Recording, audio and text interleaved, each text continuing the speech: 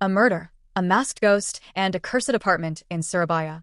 Welcome to the chilling sequel, The Haunted Apartment, Miss K, directed by Guntur Soeharjanto.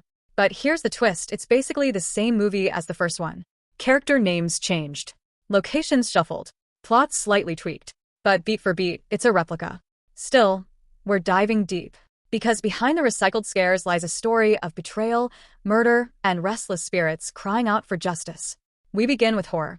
A woman living on the 5th floor of a decrepit apartment complex in Surabaya complains about water leakage.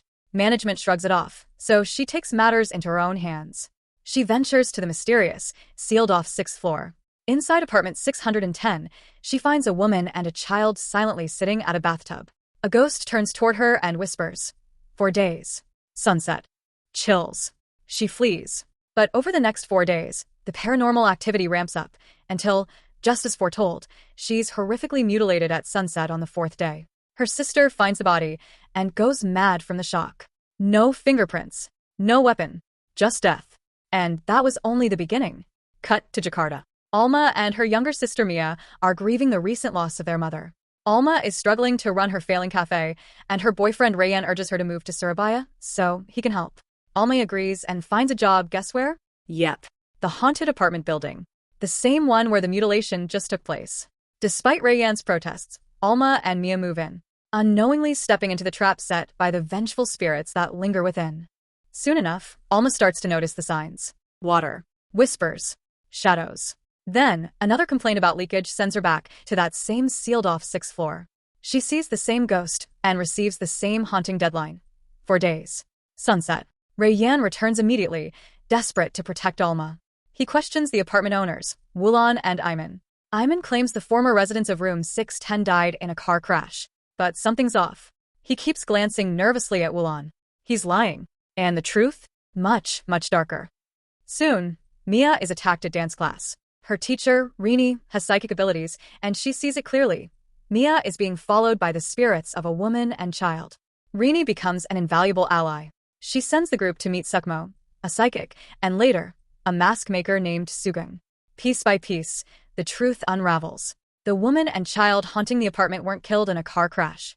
They were murdered in apartment 610 by a man named Moss.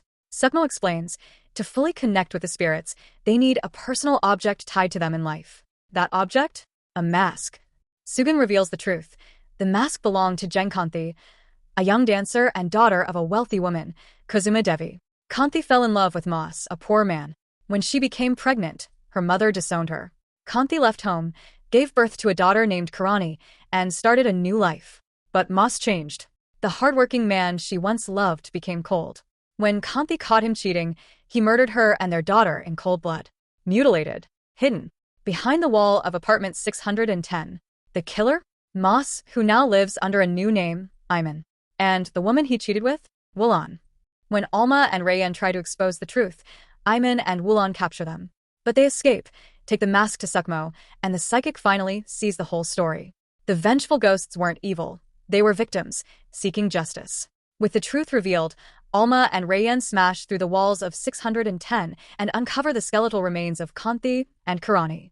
And just like that, the curse snaps. The spirits unleash their fury. Ayman and Wulan meet a brutal, poetic end, mutilated like their victims. Justice that lasts. But revenge isn't closure.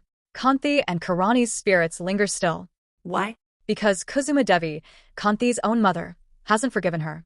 Their souls remain tethered to the apartment, denied peace until Kusuma lets go of her pride and embraces her daughter in death, if not in life.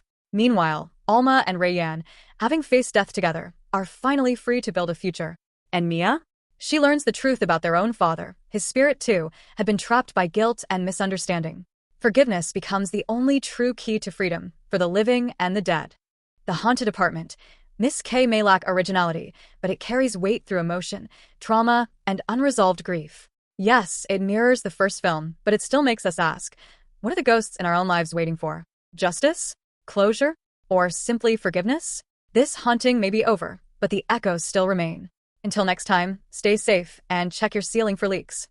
Spooky music fades out.